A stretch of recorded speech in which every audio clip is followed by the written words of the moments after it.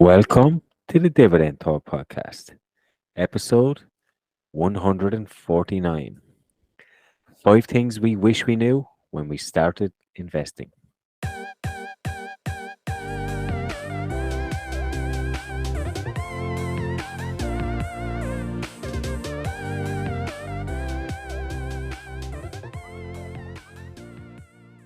Whether you're a seasoned pro or just getting started, Dividend Talk is the place to be for insights, analysis, and unsalted advice on how to make the most of your money through dividends with our own unique European flavor.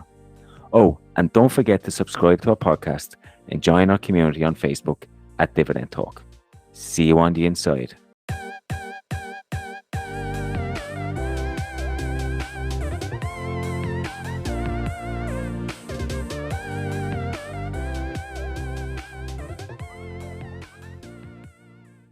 Hey, European DJI. You look like you're all partied out, buddy.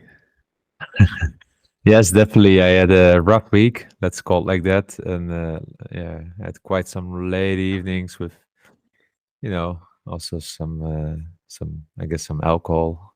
I think people, when they listen to us, they start thinking we're alcoholics, but actually, I must confess, I'm just a boring husband, and a good father, investing most of my money. But I do like to have a party from time to time.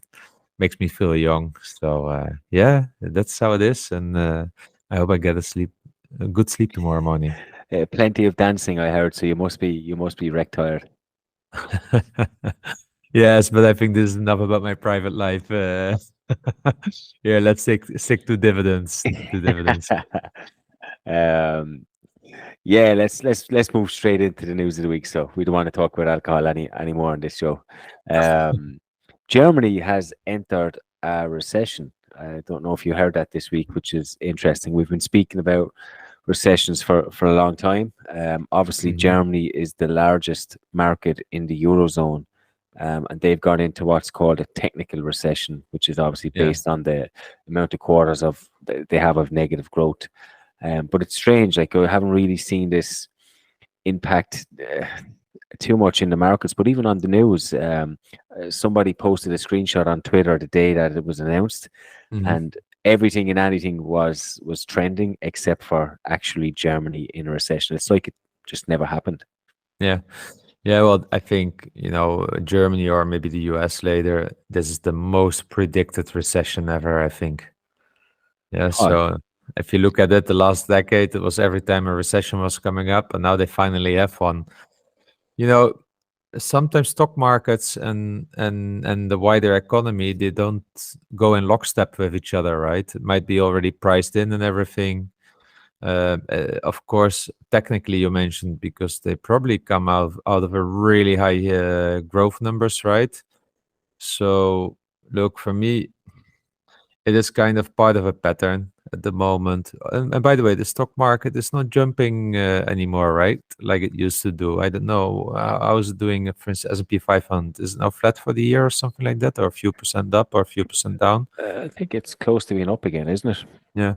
But what I'm trying to say is like also the stock market is trading sideways. So I think there's a lot priced in. I think many people expect recessions everywhere.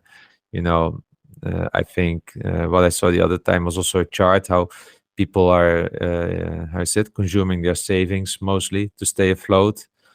So at a certain moment, if the savings are not there anymore and people start to pile up debt, and there I also saw some charts, then it's only normal. We hear about the layoffs and everything in big tech. I don't know how it is with other companies, but let's say like that, for me doing this podcast and also for 3 years, besides COVID, the news has not been so bad consistently, right? So again, I cannot predict these things myself. I really don't know whether the stock market will be higher or lower at the end of the year from now.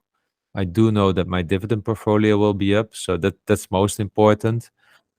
But if shit really hits the fan, then I'm prepared. I hope, of course, my job is safe. We'll see it by then. But I'm prepared. I know what to do, and let's just continue to investing my dividends. Yeah, yeah, I think I agree with you. I think it is already priced in. I think we've been speaking about recessions on this show probably for the whole 3 years that we've been podcasting. Particularly by COVID, we were expecting it. So, as you said, it was expected to happen at some point. So, it probably is already priced in. It'll just be interesting to see now how the rest of the Eurozone actually goes after this. Yeah. Does it go in lockstep? I know the UK is doing quite well actually compared to the Mhm. rest of Europe, but it's probably going to be an entertaining couple of months, maybe towards the end of the year Yeah. as Europe recovers. But as you said, the market could be ahead of us, and if we start to see a recovery in the markets, it might mean that we Yeah. might see a recovery down the line as well, and in terms of economies. I, I just hope that people don't get scared from this news. Yeah, Yeah, we do the Dividend podcast also here to show how we are doing, but I'm totally not freaked out by this. I don't even care. We discuss often a bit of macro news, just because we know it's on people's mind, but and also on ours, of course. But generally, specifically short-term macro news should not really bother to us, yeah, specifically not for dividend investors. So I hope that people have feel just as comfortable as we do with this stuff. Yeah, yeah. But let's keep investing, guys. Come on. but we've been speaking about it for a long time: recessions, job losses, market crashes, and all this, and we're starting to see them one by one starting to take off. We haven't seen that Yeah, capitulation that we spoke about yet, but yeah, we're starting to see it all. Like it's a domino effect, all starting to yeah, happen, and then we'll see pretty much like COVID, who sticks to the word and stays the course, and who will disappear yeah. into the wilderness. But like you, as you said, have a plan, stick to it, and you should be okay. Exactly. If your portfolio goes to zero, we probably have bigger problems to worry about in the world. Exactly, exactly. That's how I also think about it. So we're moving on. Medtronic, one of a company that you wrote about, I think you know quite well. It's known as an Irish company. They have reported their Mhm. earnings this week, quite late compared to some. Yeah, they have a different calendar as well, right? So this was their full year earnings right now. And let's start with what people might have observed is that the stock price is trading around the 80s again. It was doing that like few months ago. And I was not really buying at that time. I wanted to wait for the full year earnings. And they're just not good. Net income is down as what it was in 2021. So last year they had like 5 billion of net income. This time 3.8 billion approximately. Last year they had a free cash flow of 7.4 billion. This time 6 billion, even less than 2021 when it was 6.25 billion. But then if you look at the free cash flow at the moment, yeah, it is then around now, what is it, 4.5 billion, but they pay dividends to shareholders of 3.6 billion. So we are talking with that about a free cash flow dividend payout ratio of 80%, a free cash flow per share in 23 of 343 per share. So if you do that times 20, which is a healthy valuation, I would say, and actually a rich valuation, this stock should be trading at $69, let's say, ballpark figure. That would mean, without doing a real valuation or something like that, that this is still like 15% overvalued at already a really rich multiple for a non-cash flow and non-earnings growing company over the last few years. And that's a bit worrying, right? And then a payout ratio of 80%,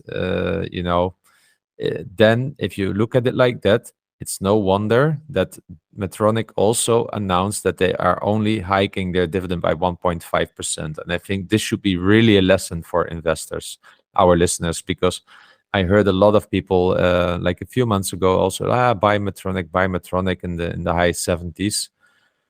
Because if you look backwards, the company had an average dividend rate of over the last few years, what was that, 8 to 10%? Yeah, but they were not growing free cash flow. What they did was actually payout percentage expansion from, let's say, 56% to now 80%. But now they're at 80%, they can't anymore. They have also slowed down significantly their repurchasing of shares compared to last year. So there's not a lot of shareholder return. And, we could be going to the low 70s, maybe high 60s, even for longer. And I don't know, over the next few months, if let's say the stock market would start pricing Medtronic rationally. And it shows that since also the incoming CEO, that this incoming CEO has not been able to turn around the business yet. I do like what I'm seeing from the guy, but I still think this might need 1 to 2 years. There's just a lot of competition. MedTech is not easy. We see it with Johnson Johnson. We see it now with Medtronic. We have seen it with Philips, but Philips has, of course, also it's a litigation issue. But this market at the moment is not easy, I think, not for the big players. And Medtronic is no stranger to that. Yeah, we've seen this story play out a few times, haven't we? And think of VFC, AT&T as examples where we've seen companies that have a rich history, a rich dividend growth history that everybody looks back on and thinks, okay, this can go on forever. But we start to see earnings decrease, revenue decrease, free cash flow coming under pressure. And then you have these low token dividend increases of the 1%. And they'll do that for as long as they can, maybe 2, 3, 4, 5 years. And then all of a sudden they have nowhere else to go and they have to cut it. And it's like it's a big shock. And it feels like, to me, I've always stayed away from Medtronic, but it feels like to me that it's a similar kind of story here. And these 1% increases can't go on forever, particularly if they're not growing. If they're not growing. Yeah, but so I've been really conservative with averaging into Medtronics. It's just a low position for me. And often people were asking me like this and this and this, but for me it was always like in the low 70s. I can add a little bit more because it has been already struggling with its cash flow for 5-6 years. And I think that's really important. And you're right. It might do it small increases first because that's what dividend growth investing about is. Growth refers also to business strength, to business growth, because when you have that, and companies are able to turn that in a growing profit and growing cash flow, only then you can do sustainable dividend growth. So Medtronics for me right now is I don't understand all the time when it gets such a rich multiple. Definitely not in a higher interest environment. I don't understand it. And with that, for me, the company is really overvalued still at this price. So maybe someone can explain me why such a high multiple, because if you look at the numbers, it also means that this is not a high quality stock, because if it's not able to grow its business fundamentals, it has great products. It has sticky products. The brand means something. But it's not like Coca-Cola, where you can just hike prices slightly above inflation and such, and therefore still grow your dividends. So yeah. Yeah, I will throw you on the spot a little bit because I know you know a little bit more about these. But do they have a catalyst? Is like what's their picture in the next 5 years? I don't see a strong catalyst. I mean, there's a strategy from the CEO, but I don't. You could argue that all those strategies are trying to, mention catalyst, but let's say it like that. I don't see a significant needle mover. And that's what's needed at such a business. We spoke last week about realty income, how much property they need to purchase to have a meaningful impact to their bottom line. Yeah, and that's for me like a needle mover. And I don't see it. Yeah, and it's hard for a company the size of Medtronic. Yeah, and that's my main issue as well. And honestly, if I was holding this company, it would definitely be on my short list to sell. Yeah. I don't know if I would be happy holding it. So I have it. I'm not intending to sell it. I'm not intending to grow it either. It is fine where it sits. I don't expect a dividend cut or something like that. I just don't have high expectations for the dividend growth. But I'm not a investor that looks at opportunity costs. Like, okay, if I think that Medtronic now will be like growing to 3% the next 3-4 years, let's sell it because maybe I can get somewhere else a stock at a similar yield that grows a little bit faster. I mean, for me, that is also a little bit of timing the market in there. So Yeah, well, I wouldn't agree with that narrative. I would look at it more of business fundamentals are not improving; they are technically worsening. There is no yeah, catalyst. Should they, it's not an opportunity cost, or it's not. Maybe there's something better out there. yeah, It's this company is not getting any better. It's getting worse. We've seen this happen before, and there's no catalyst. So why should I hold them and hope they turn it around? yeah, I think episode 32 we spoke about how to spot a company in decline. That's a long, yeah, long time ago we spoke about that, but yeah, um, I just feel like this feels like that kind of company to me. yeah. Yeah, might be. For me, it's a little bit giving it the benefit of the doubt. I don't want to punish companies too quickly with this. And yeah, let's see where it brings us. Maybe you're right. Let's see. So, having spoken about Medtronics, let's start still quickly discuss some dividend hikes before we go to the main topic of the show. So, the first one is Lowe's company, the biggest competitor of Home Depot, is hiking their dividend by 5%. So, I'm really curious, like how they will do in a recession type environment. But I think these businesses also together with Home Depot are like very, very solid. Next company that is actually a company that we never talk about. I don't know how well you know the company, but Guess, ticker symbol GES, hiked their dividend by 33% to 30 cents quarterly per share. And then the third company is LyondellBasell Industries. They hiked their dividend also by 5%. And this is their 13th year of consecutive dividend growth, which is actually quite interesting company and also a high quality company, I would say. Yeah. So currently a 5.5% yield there, right? Yeah. I threw Guess in there first of all, because we speak about Louis Vuitton and all these brands, and I didn't know Guess paid a dividend, but I know for Christmas I treated my wife to a pretty expensive Guess kind of purse, and I just found it the correlation quite good. Maybe these brand names that look, there's a market out there, so maybe they're probably a company worth throwing into. So when I see them pop up as a dividend increase, I said I put it in here to stick it on my radar. LyondellBasell, it's a company that I like and I really like to own, but I can never get over the fact that they nearly went bankrupt, or they did go bankrupt and cut their dividend. It obviously is in a cyclical market, and I don't know. I can never get over that. But it's good to see. It's good to see him continuing with their 13 years of dividend growth as well. Nice. So hey, these hikes keep on coming in. Maybe a little bit less than before, but yeah, I'm so curious regarding the main topic. So shall we get just started? Yeah, So let's do it. what are the 5 things you wish you knew when you started investing? Top of the list, investing on a regular basis is not easy. I mean, in paper, everyone says invest the same amount every month, yada yada yada. You do your plan at the beginning. I'm going to be financially independent in 10 years, 15 years, 20 years, whatever it is, and you put it on paper. But when it comes to the crunch, it is not as easy as that, particularly as news and emotions and all these other things come into play.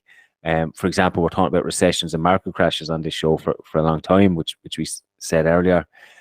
And sometimes it's natural to think, will I hold back? Will I not invest this month? And you can start that, and it's easy get caught up in that. I find myself sometimes having to force myself to come out of that thinking and say, I've made a commitment, and throw that in. I actually wish that I could. I like that about trading 212 is you can set up recurring. You don't have that option on interactive brokers, but It's not as easy as you think. It's easy to write it down, but sticking to a plan for 10, 15, 20 years. I'm only at it now. Well, maybe I'm at it a bit longer than I thought. I'm at about 5, 6 years now.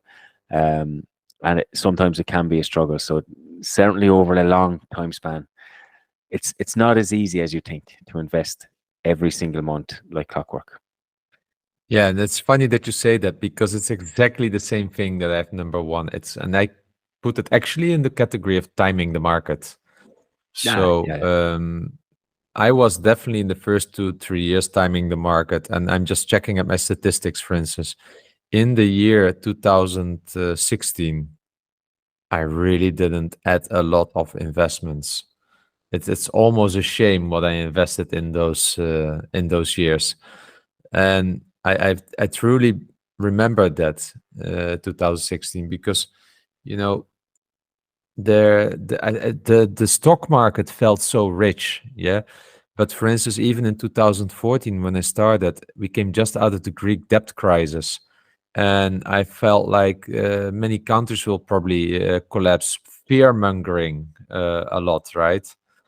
And yes, I was really under investing in my portfolio, thinking like, let's pile up some money for when the stock market will go down. And I've just learned that that's just stupid. I should have at that time just buying Johnson Johnson. yeah, Yeah. And so what I also learned, those high quality companies, therefore, and that's maybe also a bridge to my second learning. If they are at your entry yield, let's say in my case 2.75%, it's worth often investing in those because those bring such a consistency that you can continue investing in those. So timing the market for me is has been definitely one of those things I had to learn not to do, which is really not easy still today.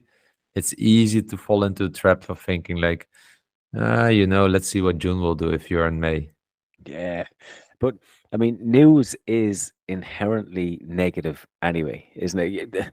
How often do you listen to the news and it's all happy and all good? People generally don't listen to that. Yeah, It's normally negative. There's always something going on, and I'm learning to over time try and block that out. Obviously, you try and keep some sort of an interest, but try not to let it cloud my judgment.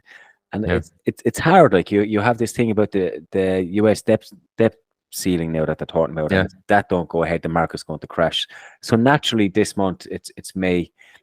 Naturally, this month the thought will come across your mind. Okay, maybe I'll just hold that month back and yeah. see what happens next month. But Yeah, and then the stock market goes up, and then you feel like, let's wait another month until the stock market comes down again. Yeah, yeah, because I could have bought at what the price was 2 days ago before yeah. the debt ceiling news. So yes, and you're just letting your emotions take over. So that's why I Yeah, try to be as mechanical as possible. I try to automate as much as I can and yeah, regularly just put the same amount in. Just try and make that commitment to yourself yeah, and stick to it. But man, I hope I'm sitting here in another 14 years and it'll be my 20th anniversary saying yeah. that I've stuck to it every single month. Uh-huh.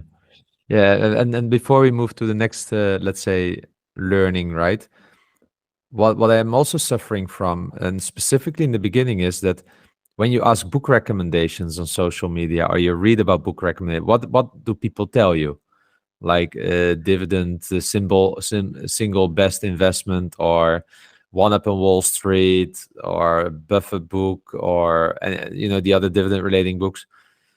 But those classics are often from the 90s or something like that, 80s, 90s, early 2000s, when there was a different time. Interest rates were higher, dividend yields were higher, valuations were lower. There was no zero interest environment. So we get then put in our mind also with that kind of saying like, this is how you value things, like a 15 or 14 multiple. But what we have seen over the last few years, or actually since 2014, 2015, already zero interest, that zero interest actually inflates the stock market. So then is the question, should you not invest at all in an inflated stock market? Or should you just ride the wave knowing that your portfolio might take a hit? So this is for me also leading, and has been leading to me in timing the market, that you never just see proper stocks valued. Yeah. Yeah, and it's funny you mentioned books and the time period of them, because they're all, as you said, set maybe a decade, 2 decades, 3 decades ago, but also geared towards America. They're not geared towards Yes. Europeans, and we are Europeans, and we're reading these things, and some of them are talking about 401ks and all this kind of Yeah. stuff that has no relevance to us. So, yeah, it's definitely different times, as you said, and now we're starting to come into more that inflationary period and more Yeah. interest rates. So maybe some of these books might become Start a to, little, yeah. they might become a little bit more applicable to us. Yeah. But yeah, moving with the times change, and what it was like in the 80s is different to the 90s, is different Yeah. to the noughties, and so on. So yeah, good one. Yeah. But that also brings me to my second learning, which is really interrelated to it, is and the sticking to the plan. Once you actually can that's the beauty of dividend growth investing. You can calculate your plan. If you know your savings rate, you can realistically calculate your plan. Yeah. But then sticking to the plan is really, really important. So I just mentioned timing the market, but it's not just timing the market. It is also really consistency to make your numbers. Yeah. So in the beginning, I was, for instance, maybe investing a little bit too much in high yield stocks that had no growth or low growth. Or I was investing even sometimes in too low yielders with decent growth, but not high growth. But you don't make your numbers with that according to your plan.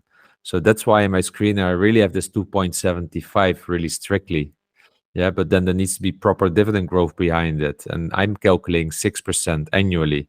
Now, people that read my annual report see that I am not making this, how you say it, this compounded dividend growth every year.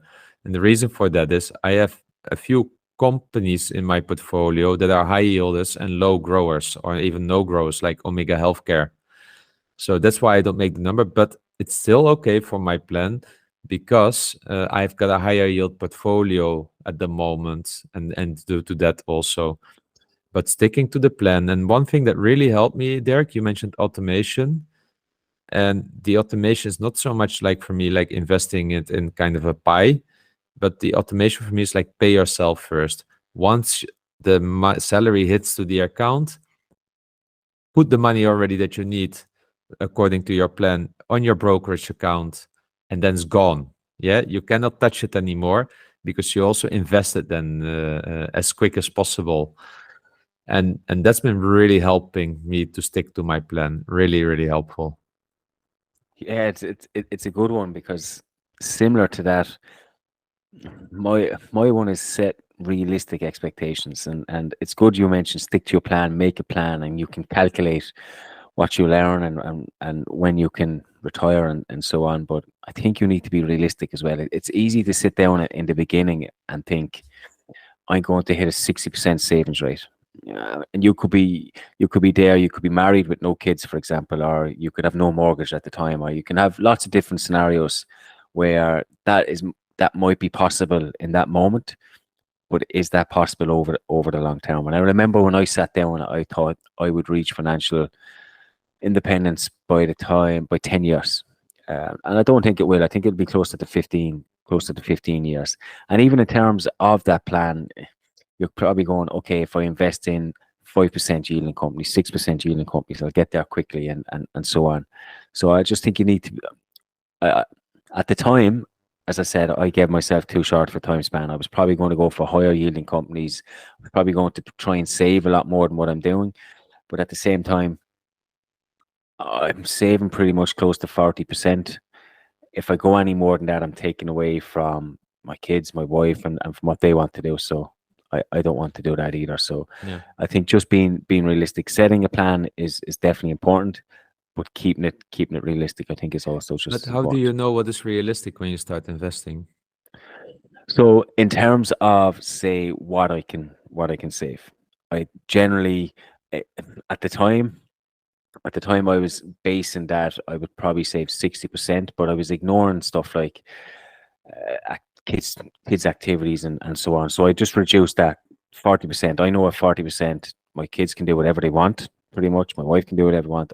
I can do whatever I want. I know that is sustainable. If I go above that, I'm taking away from somebody. So once nobody misses anything, and I'd never have to say to my kids, you can't have that because I'm investing it. I know it. I know that's sustainable. So at the current rate, I know that is sustainable. But it took me probably a year to figure that out. Yeah. I didn't know. I didn't know it right off the bat because I didn't do that activity. And I remember you saying that you tracked everything for, was it for the first 3 months or was it the year? I Yeah, can't something remember. like that. Yeah. Yeah. And I think that's even before you start investing, I think that's something that's really, really good to do for a short period of time. And then you'll know what's realistic for you to save and not to save. Yeah. Yeah, and also you can test with it, right? Like I say, if you just transfer that 70% from your account, you have to live on the other 30%, you will quickly know if you can make ends meet, because otherwise you have a guy knocking your door to, empty your house. Take your car away and take your house. Exactly. So I'll move on to point three, and I think a lot of new investors, particularly in this day and age, will probably fall into the same trap. We know a lot of investors came on the scene in and around COVID. It became quite popular. Dividend growth investing was actually the in thing at the time before being absolutely hated. But one of the things is probably try and ignore social media as much as possible. I remember T under 30. Remember that was trending for months and months, and look how that is. And I'm going to talk about one of our hoodies. You can't borrow conviction, and I think that is key. It's hard because you're probably a new investor. You're coming onto Twitter. You're coming onto Reddit. You're coming onto Facebook. You probably have dividend something in front of your name, like I do. And you see all these other people who are posting results. So there's some people posting pretty impressive results, you have to say, on Twitter, on YouTube, and all these social media platforms. You see that they then recommend the company. Sometimes it's only natural for you to think, okay, this guy knows what they're talking about, or girl, this person knows what they're talking about, and you follow them into it. Like Dividend Growth Investor, for example, he's one everyone would just follow no matter what he says.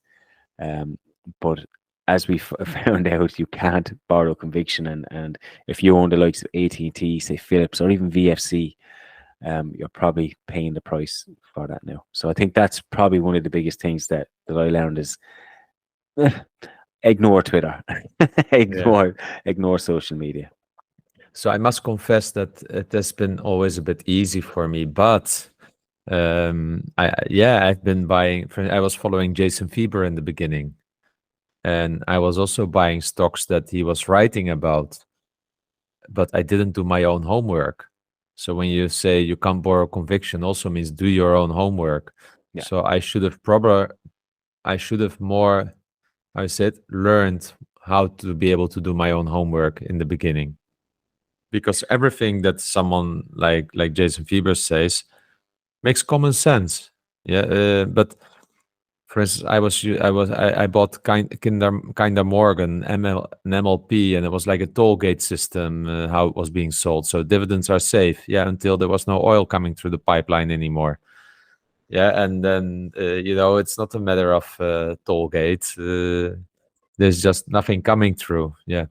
So then they cut the dividends. And I had no conviction for this stock. And then what do you do?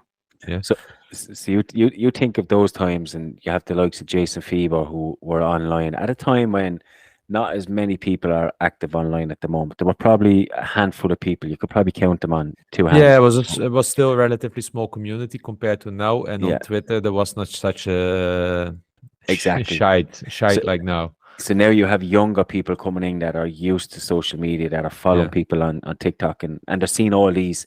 You can understand why they get swept up in it, and it's similar to your story, just in a different generation. But I think the quickest lesson you will learn is when things go to the pot, when things go downhill, you will see quite well what you understand in your portfolio and what you don't. But I'm also sure that there are listeners that have stocks in their portfolio that they have because of you and me talking about it. So from the other side, it works that way as well, right? But like we have our lessons, I guess our listeners also deserve their own lessons by copying our mistakes and not maybe having conviction.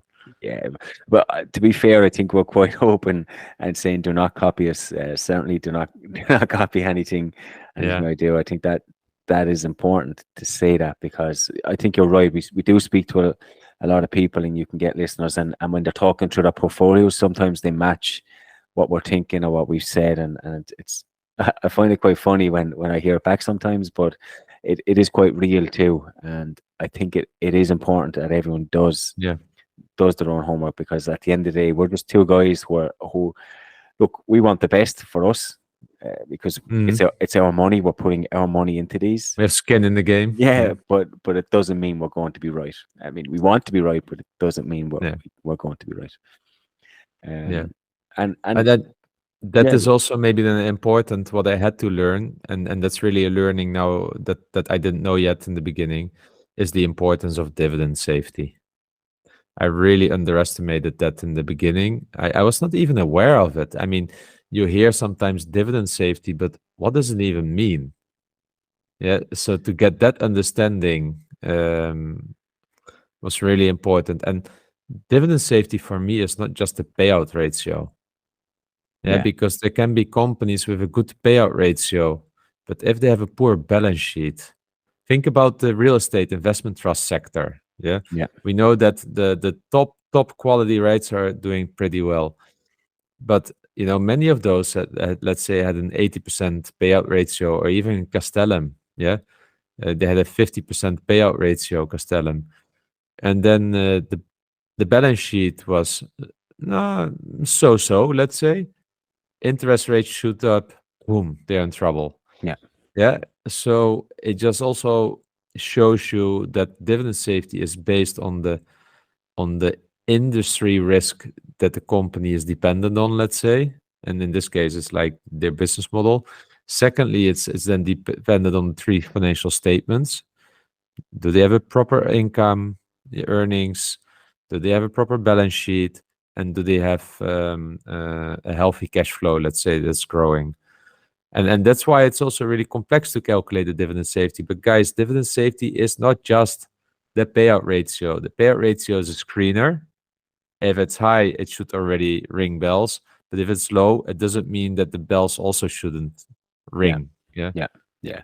And I touched on this with Medtronic, and I was kind of this is where I was kind of gearing towards. Are we talking about dividend? How safe is that? How safe is that dividend? And look, I haven't dug deep enough into them to say it is or it Yeah. isn't. I know you know them more than me, but I agree with you.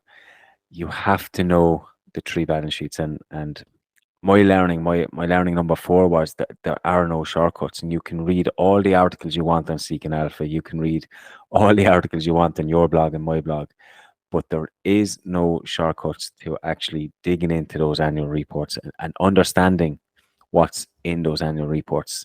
Definitely, one of the first shows we did, it must have been the first 10 shows we did, is how to analyze a balance sheet.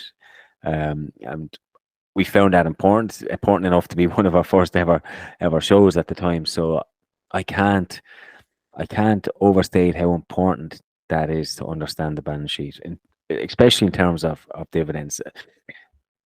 I think we've mentioned before, but it's kind of counterintuitive, isn't it? As dividend growth Yeah. investors, dividend should be the last thing we're looking at. Yeah. We should nearly forget about the dividend and focus on the rest of the company first. And if that's okay, then you look at the dividend. And Yeah. I think that's probably a good habit to get into. Hey, and to your point, I'm looking at our dividend dashboard, dividend stock dashboard that we created, right? Yeah, And we did the last time an update on Medtronic on November last year, 2022. We ran the numbers. What do you think the dividend safety score is? 46. 58 and questionable. Yeah, Yeah, and the questionable is because of the growth prospects, and also because of the free cash flow growth, the EPS growth, which was not good, and the free cash flow payout ratio. So they had a 5-year dividend growth rate at the time of 9.6% and now 1.5% like the last year. So, but the balance sheet is strong. Yeah, is strong. They have a really healthy debt to equity, but that's why it's questionable. It's because of the growth part and the high payout ratio. So I must say our dashboard and those metrics that we have in there, they continue time over time to do well. Yeah, to do well. Because I always notice when I ignore it or when I try to, justify my reasoning of why it's maybe safer than it is, usually I'm wrong. Yeah, yeah. I mean, emotions are usually wrong. You can't beat hard facts and what stare on you in the face sometimes. Yeah, But yeah, it's interesting. I'm not surprised that it is questionable. To be honest, yeah. I'm surprised that it's that high. But as you said, if the balance sheet is strong, then Well, if I run the numbers now, it will be probably lower because of the yeah, of dip in course, earnings now. So it will yeah, reflect on that. But that's also another learning for me. So I just mentioned the importance of dividend safety, but my next learning, I put it like, thanks God, something like GAAP, US GAAP exists. So the general accepted accounting principles. Thanks God that they exist because our CEOs of the companies we own, right? And those CEOs are effectively employed by us. They try to continuously cheat on us. Continuously, they are trying to fool us with their other numbers, right? The non-GAAP EPS or Mhm. basic EPS or core EPS or, what was it? Adjusted EBITDA. yeah, Yeah, yeah, these kinds of things, they continue to cheat on us, and these are really bad employees to us. So I'm so happy that GAP exists because GAP is really strict in those kinds of things, and the numbers don't lie, humans do. That's yeah. one of the biggest um, learnings for me. Yeah, but some of these humans are laser focused on getting the best results for that company. Oh yeah, oh yeah. I Um, like the laser focused one. but yeah, no, Yeah. you're 100% right. And every time I see this wrote down, numbers don't lie or gap earnings, I think of IBM, and I always think of that. And Ah, and, and the example you gave of it widening over time, and I think that's actually a good point to bring up again is to compare the two. If you see that gap keep getting bigger and bigger and bigger, and these one-off charges that actually reoccur in a different name every year, it's definitely a red flag. Um, yeah, it's a good one to bring up. But my last one is history is not an indication of the future. oh, And I say this because when you start investing in dividend growth stocks, and if you look up how to start investing in dividend growth stocks, you're going to find pretty fast either the dividend king list or the dividend aristocrat list. yeah, And you're going to look at the history and they're all going to be above 25 or above 50 years. And you're going to think to yourself, okay, I can just pick one here and I should be safe. And I wouldn't blame you for having that assumption because these guys have paid it for a hell of a long time. yeah, But then you look at someone like VFC, who are a dividend king. They weren't just an aristocrat; they were a dividend king. And look what happened there. So I think it is really, really important that you do not use the bias from history to make the decisions of the future as yeah, well. yeah. I, and I think this is really a good one that you bring up because it relates with my last learning as well that I wish I knew when I started investing, and that is value traps. And one of those that I want to call out is stocks or companies that are subject to fraud or under investigation. I think it's so easy to step into in the value trap there. Think about 3M now. You see 3M, $100, I don't know, 5 or 6% yield. You see the dividend history, 50 years of growth, and you think like, they will get over it. But this reasoning, they will get over it. They will manage. Where do we have the conviction from that that's the case? Yeah, yeah, Because fraud, litigation, and crimes like the Monsanto thing as well around cancer, these are really tricky ones. So what I've learned, when there is such a potential value trap, there needs to be something like a court ruling or a settlement from which you can then understand what the impact is. And CEOs putting money aside is not enough, because the first time they do it, they're usually still naive. And we have seen it with Philips and others. Usually the initial, let's say, litigation reservation that they put aside is not enough. Usually still 2, 3, 4, 5 additional will come over time. So for me, value traps are so easy to step into in the beginning, because also when the price drops really quickly after that, people are quickly to buy something there and not really understanding the consequence of what they are doing with that, specifically in the case of fraud, or let's say litigations coming with really high potential impact. Yeah, litigation is definitely something to keep an eye on, and 3M is the perfect example. I mean, you come along and you're new to investing. Just as an exercise, while you were talking there, I typed into Google there top 5 dividend aristocrats. Okay, Yeah. and on this list, and this is on Forbes. This is not a small site. This is a big site. Yeah. Okay, it mentions 3M to buy, and the article is dated May 22nd, 2023. So it's not an old article. It has 3M on there, Walgreens has on there, IBM, and VFC. Come on, so what I hope is new investors, like if they're looking, if they're Googling this stuff and they're finding that, they find this list, to see a list of companies, they Google the best ones to look into, and this is the list that they're getting. One of them has cut their dividend. IBM, we could talk about fraud and everything for so long. We have litigation with 3M. So yeah, I mean, I think it goes back to the previous point, and stay away from blogs, stay away from all that. Try and do your own research, because I mean, that's crazy. I actually can't believe I'm reading reading this article now.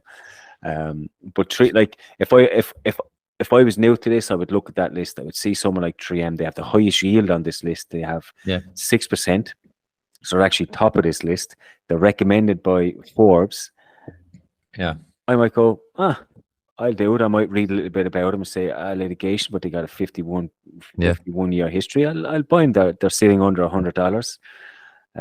So yeah, you can see how people get caught. But I think, as you said, you need to understand what you own, and when it comes to fraud, litigation, and all those nasty stuff, just stay away. It's just exactly. It's just heartbreak at the end of the day. That's all it is. Exactly. And so this kind of also concludes this section of our podcast show, right? We will soon go to listeners' questions. But I also understand now that we raised a lot of questions in people's minds, because we say like, you should read the financial statements and such. Now, what I would really recommend, this is show number 149. Go through the list, start at 1 or something like that, and look at those topic headlines. We have done about how to read a balance sheet. We have done a show on the free cash flow statements. We have spoken about why IBM is a bad investment in our case. So I think there's a lot of educational material in our podcast shows that will help you answer those questions. Yeah, dollar cost averaging, it's all being discussed on the show already. So don't worry, we've got your back. You would need to do a little bit of digging, but maybe in the show notes we can put a few shows as reference that help us connected to the learnings that we did today, so that our listeners also can follow up a little bit more if they are interesting to really get a little bit more insight. Okay, find those learning, but how do I prevent this, what you mentioned, right? And more practical. Yeah. Nice one. Yeah, I think that's a good way to wrap up. Lots of things that we wish we knew. Look, we don't have a crystal ball. We might sit here in another 5 years and we'll probably have something completely different, because our experiences will be after changing. But definitely interested to hear from the community on Facebook. I'm not as active as I should be on there, but I do read everything. So I would love to hear from everyone. What do you wish you knew before you started investing? And with that, we'll move on to the listeners' questions. And the first one is from Dave, and he's asking us, would you compare the AI hype to the dot-com bubble? Ooh, that's a really hard question to ask, and why I'm saying it. So the bubble was a stock market bubble, but the technology change was right. In the late 90s, the introduction of the World Wide Web. Look at how we are living today with smartphones and everything. You can't say that, let's say, people in that time were wrong about the potential of personal computing, the web, all these kinds of things, online shopping. It's insane, yeah. However, I think the market went a little bit too much ahead of itself at the time. Yeah, and that's what we see from time to time. So that's what I think is what went wrong at the time. So if you talk about me about the potential impact of AI to society and how much value it can add to society, honestly, I think we're at that time indeed where we can really start seeing an impact to society. And AI is already there. Think about your Netflix algorithm. Yeah. So it exists already. But this, what happened with the large language models and ChatGPT here as an example, I think now there's a lot of opportunities to start automating. In the last 5-6 years, we've been playing with chatbots and everywhere in the world. Those customer service agents, right, that you're talking with, and they are bloody annoying. But now with ChatGPT and these large language models, I think there is it can move now really from that you had to change your way of, you were always instructing kind of a chatbot, right, to make sure you get. Now I think this is really a game changer. I really see it now. Of course, it can be then a gold rush, yeah, but I think the gold is there. And if we look at 10 years down the road, we need self-driving cars almost, yeah, and they will be there, yeah. But I think we might go a little bit ahead of ourselves. So what is important in these situations like this, look at companies that are actually earning money from AI. Yeah, and this is important. Continue looking at the income statements. Don't buy the hype as such. Yeah, you don't want to see revenue growth. I mean, we've seen it in 2021. Revenue growth. We had all these shit stocks that went sky high, and what was it again? This one with the wet ink. DocuSign. DocuSign, yeah. Yeah. Come on, guys. In the end, how many signatures do you need to set? Do you need to put? Yeah, it was a bloody wet signature business that went like at a multiple, like sky high. So that's what you need to avoid. Yeah, continue looking a little bit at as a rational investor, conservative investor. But for me, that AI is going to make a larger and larger impact to society, no doubt. Do I think it's a little bit in a hype? Well, it's a conversation of the day, so that's probably a good sign that's a hype. But yeah, it's my opinion. In terms of comparing it to the dot-com bubble, which is more of a stock market hype, I think these are two completely different things. But in terms of AI hype in itself, yes, I definitely think so. There is huge potential there. I think we're only getting started. We're only trying to figure out where we are with it. But what I find crazy is, and I don't know if it's the same in your place, but all the way up to the boardroom, all they're talking about now is AI, AI, AI. Whenever I bring a project, I work closely in automation. The first thing I'm getting asked about is whether or not I'm going to be introducing some sort of AI to this. So yes, I definitely think there is some sort of hype to it, but the technology is there, it's growing, and I think it has an exciting future. So, Hobby Investor has asked us about our thoughts on Starbucks with a PE ratio above 30. Too expensive. Yeah, 100%. I suppose the question is asked because, and quite rightly, is every time anyone goes past the Starbucks, it is full to the brim. It's the same here in Ireland, in Waterford as well. It's they're always full. Starbucks seems to be always full, so it's easy to see why you'd ask the Uh, question. But It's a great business, but it's not growing at such a high rate that it justifies a 32 PE. Secondly, their balance sheet is not that strong. So high quality business, definitely. Stock is just a little bit rich for me. I had the opportunity last year to enter a position in the high 60, low 70. Not saying it will be there anytime soon, but $100 at the earnings power that it has is a little bit too much.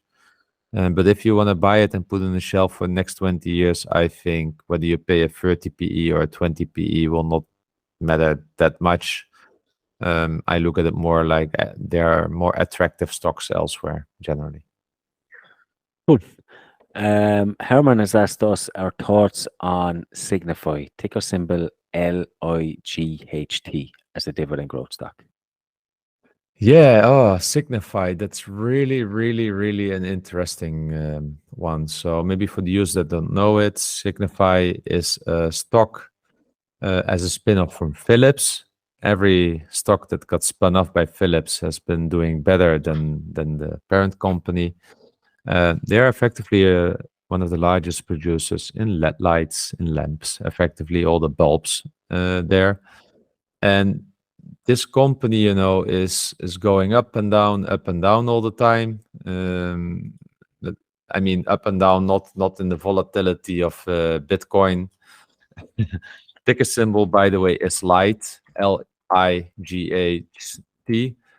And the yield is very, very decent at the moment. Now, I like the company. I'm considering sometimes to enter a position there. I think it's a boring, stable business. I think the market is very pessimistic about a business like that. But I don't see why this company will not be able to grow over time. We need lamps. We need to replace them. So if they're able to, increase revenue above inflation and also earnings, then why not? So it is such a stock that is typically underappreciated, and I just have never really pulled the trigger on it. And maybe I should, but if I'm correct, it has a dividend yield of 6% right now. Yeah. It is trading around 25 euros, which is the year low. It is almost going to the 5-year low, which was 18, let's say, or 15 in the depth of COVID. That doesn't count for me, but let's say it has been touching the 20 euros back in 2019. So yeah, the PE ratio of 7. There's something to say for this stock, I tell you. Yeah, the only problem I would have is that it's easy to replicate their products and what they have. I remember when I started my apprenticeship, electrician, Philips were always the go-to brand before they obviously spun this company off. And I remember these company they did have some pretty cool automation when automation was only new in terms of their lighting and how they structured it and stuff. But there's lots of different brands out there. We talk of French companies in terms of what they can do as well. I think there's a lot of competition here. I won't be so bullish on them. I think it's easy to replicate, and I'd be worried. I'd be worried to hold them as a long-term investment because of that. But as you said, Philips have a good record of spinning off companies and then doing better than Philips themselves. But that would be my only concern with this type of company. Yeah. Davide has asked us our opinion on Johnson & Johnson and AbbVie. Are they getting interesting? So for me, AbbVie is not interesting, but I'm anchored around the price that I paid for it. Yeah, Johnson & Johnson, yeah, definitely. What is it? 3.08% yield right now. Yeah, it's $154, I think, in and around that price range. Yeah. So for me, it's really interesting, and I should buy something again. Yeah, it's definitely coming into the buy range. AbbVie, if I remember correctly, you did an exercise that must be a year ago now about the Yeah. safety of all your companies, and AbbVie was quite low on that list, if I Yeah, remember. it has one of the lowest dividend safety when it comes to the balance sheet and the credit rating and such. But that's why also you get a higher yield in return, but you may also demand a higher yield in return. Yeah. So for me, I would like to see it in the low hundreds. Yeah. Then I would be interesting. But Johnson now is like, yeah, it's nice. It's nice. Like if you're comparing the yield, you got a 3.8 with Johnson & Johnson or a 4.3 with AbbVie. I think it's a no-brainer to look Yeah, at then I Johnson go & for Johnson. Johnson. If you look at the risk and then strengthening the quality, Johnson is a top 10 foundational stock for me. Yeah, So definitely. I wasn't checking the share prices at all in the last week. Yeah, since we had the last show a little bit. So thank you to the listener for bringing it to my attention. Someone's going shopping. That's how it feels like. Snowblind has asked us our opinion on ticker symbol VHYL ETF. Yeah, as a comparison to the Schwab dividend ETF, right, as an alternative. Yeah. So look, Snowblind, it gives an attractive yield. I believe is it 5% right now. I think something like that. So it gives an attractive yield. That is really nice. But if I think last year it gave like $7 or something. Let me check. So in 2021, it gave 7.2 euro or dollar in dividends, right? In 2020, it was 6.7. In 2019, it was 7.6.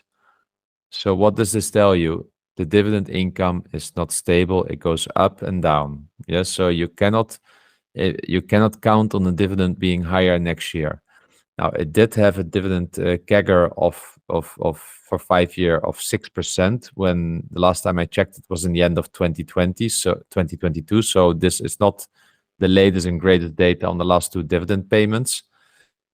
So, and then plus the current yield makes it, of course, having a relatively good Chowder rule of 10, because the current yield I see now is 4.1% at a dividend CAGR of 6% at the time. So yeah, there's something to say. It's one of the better ones, but just know the current yield of 4.1%, and maybe it's even higher or lower because I missed the last two dividend pays, but next year it can be 10-20% lower. For me, that's disqualifying for me as an ETF because I need the same as my dividend stocks. I need growing dividends, and not over 5 years. I need growing dividends each year, or at least flat, but not dropping. Cool. I have the yield here is 3.92, which is lower than Okay, 5. so I might have paid a little bit less dividend in one of the last two quarters. I need to update this list for me. Yeah. Okay. Mac has asked us our opinion on Williams Sonoma, ticker symbol WSM. I think we've been asked about this company before. Williams Sonoma are a home furnishing and houseware brand company. I think most people will know them as they own Pottery Barn. I think that's the most popular place people will know. Some of the other brands I'm not overly familiar with. It's not the type of business I would like to own based on what they do. But if you look at the numbers are actually quite decent. You look at their earnings per share over the last 10 years, for example, they were $2.82 in 2013. It is now estimated to be $13.70 this year. It was slightly higher last year, but given the market that they're in, I'm not surprised that it's going to be a drop from this year to last year. Their dividend per share has gone from 124 up as far as 360 over the same time period. So it compounded quite nicely. I think they average at around an 8% dividend growth rate over that time, which is quite surprising. The dividend yield is in just over 3.4, 3.5%. They got a 17-year dividend history. Yeah, it looks okay. The PE ratios is also a little bit attractive. I don't know the industry that well, but they're trading at around 8, which seems quite low. Historically, they seem to be trading around 14, from what I can see. So you could say from a PE perspective, they look attractively priced as well. It's just when you look at it, you think of home furnishings, you think of houseware brands. We spoke earlier. I know they're based in the US, but we spoke Germany are in a recession. You mentioned that people are dipping into their savings. That to me leaves companies like this out in the cold, and that's why I struggle with. But they certainly seem like a well-managed company based on the high-level numbers that I've seen. I haven't dug into their balance sheet or debt. Do they carry any debt or anything like that? But it would be an interesting pick for somebody based on history. But go back to my learnings. History is not an indication of the future. And for me, this company at this moment is probably not going to interest me. If they'd have to go into deep value for me to want to buy this company. And at a 3.2% dividend yield, there's better options out there for me at the moment. Makes sense. Good. So then maybe the next question is a Canadian stock, BCE, ticker symbol BCE, 20 years of negative retained earnings and growing dividends. How is this possible? Can you have a look? I don't know how it's possible. Are they taking on a lot of debt? I mean, retained earnings is what's left over after you pay your dividend, your taxes, and all that sort of fun stuff. So I don't know how it's possible. To be honest with you, I didn't think it would be, unless they are leveraging the tits off themselves. But I don't know. What do you think? Yeah, so I just don't know the company, right? I think they're a telecom company. I think. Yeah. So to your point, retained earnings is usually negative as a result of share repurchases. So yeah, because I said, well, it depends on how you look at the balance sheet, but you have there also the position treasury stock as an example. So, but it's in that part. It's part of the equity. So you can have negative equity. Here. But it can also be an accumulation of losses over the years, right? Continuous losses, loss. And here then the question is this because it's, for instance, like kind of like a real estate investment trust where you need to look at funds from operations or something like that, because it's highly capital intensive? I just don't know the business, and I cannot give a normal answer here. So maybe the runner, if you could explain a little bit more. I didn't have time to prepare like that for the show on this one, but we can have then a conversation further on social media if needed. Yeah, awesome. Yeah, hey, you learn something new every day. I did not know that. So, that's a great question. Thank you for asking that. And that. No, we have a couple more. Jeremy has asked us, what approach would you recommend for a teenager to invest? Well, you have a teenager. Explain us. Yeah, and I just get him to look at companies that he knows, that he understands. Don't worry about dividends, not dividends. What companies does he like? And just, I try to get him to do it more consistently. I think the interest was it ebbs and flows. Sometimes he has it, sometimes it doesn't. And I don't force him or push him because I don't want to be pushy on it. He's only started coming to me again this week. He did the Gyro app. I think it's after going up in price again, and he's look, Dad, I have this amount. But I definitely don't push it on him. I want him to do it. I want them, and I talk about the podcast a lot just to try and keep their interest in it. But in terms of investment style, I don't be too pushy.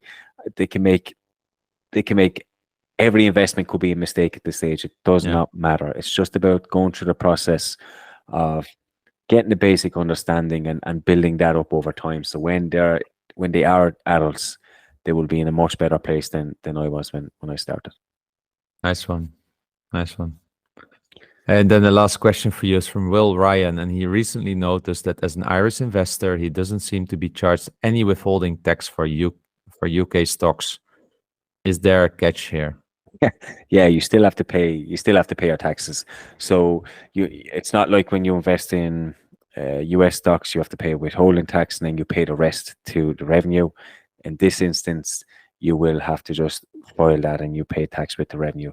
The only thing I will say is that you should be charged some tax. I think the UK have a tax there. What's it called again? I think it's called UK Domestic Tax Credit, if I remember off the top of my head. Mm-hmm. That's a small percentage of the dividend, but that's not attributable to the dividend. So, for example, if you received €1,000 after conversion in dividend income from a company, you pay, I don't know, let's say you pay domestic tax credit of €100, then you will be taxed at the Irish rate on the net dividend income, which is 900. So that €100 does not actually go into be taken into consideration. So that's something to look at as well. Yeah. Wow. I will finish that up, Will, by saying that the revenue.ie site is really, really good. It's actually a fantastic resource, and I recommend checking it out. And if you're really unsure, give them a ring. I've spoke to these guys a few times. Sometimes you'll get someone who's clueless, I won't lie, but if you ring enough times, you will get someone that knows what they're talking about, and they will answer all your questions. Nice. With those nice words of wisdom, I think it's a nice time to round up the show. Derek, as always, I really enjoyed this one, and it was not an easy show actually, because to talk about and go back, let's say 6-7 years in time, but it was really good for me because there are some things with those things that I wish I would knew when I started investing. It actually triggered me in thinking as well a little bit. So I need to pay a little bit again more attention maybe to dividend safety here and there. I also remember my learning from the beginning of the year. I want to invest it more in high quality companies. So this Johnson & Johnson is probably one where I can add my next salary to. Yeah. Sounds good. Thanks again to all our listeners for the questions. I was a little bit late asking it. I didn't even get to it on Facebook, so thanks European EDGI for asking there, but we do appreciate all the questions. And as I said, I've learned something new today in terms of retained earnings. So we do enjoy the questions. I think I look forward to the questions most of all. Sometimes I wish we prepared a little bit more from, but we like to do them ad hoc because our answers are more authentic that way. And I hope you all have a lovely weekend. We'll see you all next week. Remember, both of us at Dividend Talk are not certified financial specialists through formal education. We are just two guys sharing our journey for inspiration and entertainment purposes. Hence, this is not investment advice. Although we do our best, we can't promise that the information discussed is always correct, nor appropriate for you or anybody else. We always recommend that you do your own due diligence and be accountable for your own choices. As we always say, you can't borrow conviction from others. Last but not least, by listening to our podcast, you agree to hold us harmless from any ramifications, financial or otherwise, that occur to you as a result of acting on information provided in this podcast.